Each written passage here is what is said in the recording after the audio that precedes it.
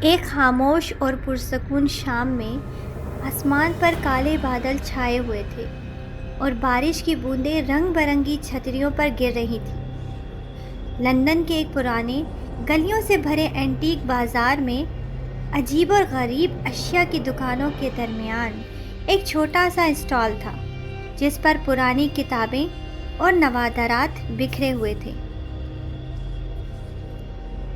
Alyssa ایک نوجوان خاتون جو تاریخ اور نایاب اشیاء کی دیوانی تھی، اس بازار میں گھوم رہی تھی۔ اچانک اس کی نظر ایک عجیب سی بوتل پر پڑی جو کہ ایک ہلکی سی سنہری روشنی میں جھلملا رہی تھی۔ یہ ایک پرفیوم کی بوتل تھی، سنہرے اور کالے رنگ کے خوبصورت ڈیزائن میں لپٹی ہوئی۔ الیسا نے شیشی کی طرف ہاتھ بڑھایا، مگر اسٹال کے بوڑھے مالک نے جھجک کے ساتھ کہا، یہ بوتل آپ کو پریشانی میں ڈال سکتی ہے، یہ منحوس ہے۔ الیسا نے ہنستے ہوئے کہا، یہ سب کہانیاں ہیں، میں اسے خریدنا چاہتی ہوں۔ بوڑھے شخص نے اسے بوتل دیتے ہوئے مایوسی سے کہا، اس کا انجام بہت برا ہوگا۔ گھر پہنچ کر الیسا نے بوتل اپنی میز پر رکھی، لیکن جیسے ہی اس نے ڈھکن کھولا، ایک مدھم سی خوشبو کمرے میں پھیل گئی۔ یہ خوشبو عجیب سی تھی جو خوشی اور خوف کا ملا جلا احساس دے رہی تھی۔ الیسا نے خوشبو اپنی کلائی پر لگائی اور گہری سانس لی۔ اگلے دن جب الیسا باہر گئی تو لوگ اس کی طرف متوجہ ہونے لگے۔ ان کے چہرے پر تعریف تو تھی، مگر ان کی نظریں عجیب سی شدت لیے ہوئے تھیں۔ الیسا کے دفتر میں اس کا ساتھی جیمز اس خوشبو سے خاصا متاثر ہوا۔ وہ پورا دن الیسا سے بات کرنے کے بہانے ڈھونڈتا رہا اور شام کو اس کے پیچھے گھر تک پہنچ گیا۔ رات کے وقت جیمز نے الیسا کے دروازے پر دستک دی۔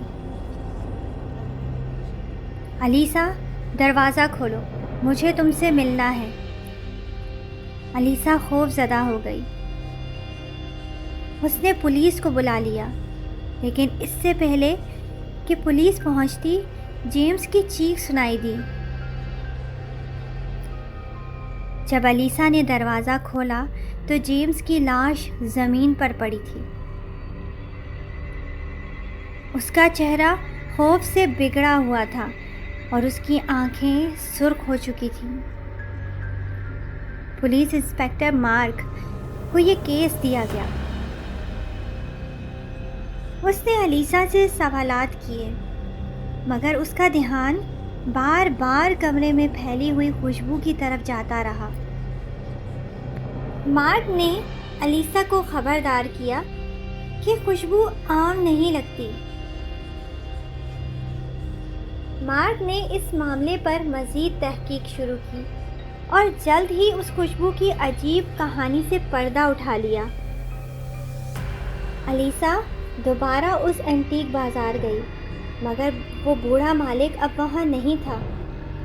دوسرے دکاندار نے الیسا کو بتایا کہ وہ خوشبو ایک پرانی جادوگرنی سے جڑی ہوئی ہے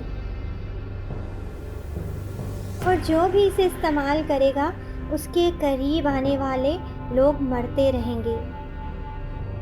خوشبو کا اثر بڑھتا رہا، الیسا کے ارد گرد لوگ مرنے لگے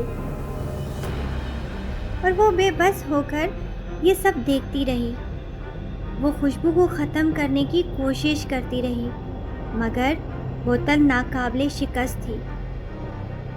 دوسری طرف انسپکٹر مارک خود اس خوشبو کا شکار ہو چکا تھا۔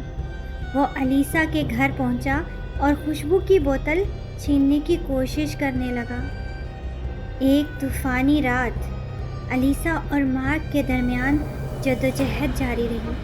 بوتل ان کے ہاتھ سے چھوٹ کر فرش پر گر گئی اور ٹوٹ گئی، اور اچانک ایک سنہرا گہرا دھواں پورے کمرے میں پھیل گیا۔ اور الیسا اور مارک کی چیخیں پورے کمرے میں گونج اٹھیں۔ اگلی صبح الیسا کے گھر میں خاموشی تھی۔ پولیس نے وہاں صرف ٹوٹی ہوئی بوتل کے ٹکڑے اور کمرے میں بسی ہوئی خوشبو کی ہلکی جھلک محسوس کی۔ کہا جاتا ہے کہ بازار میں ایک اور دکان پر وہی بوتل دوبارہ نظر آئی، اپنی اگلی شکار کی تلاش میں۔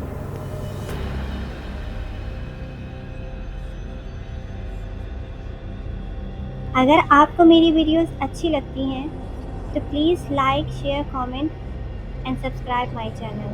Thank you.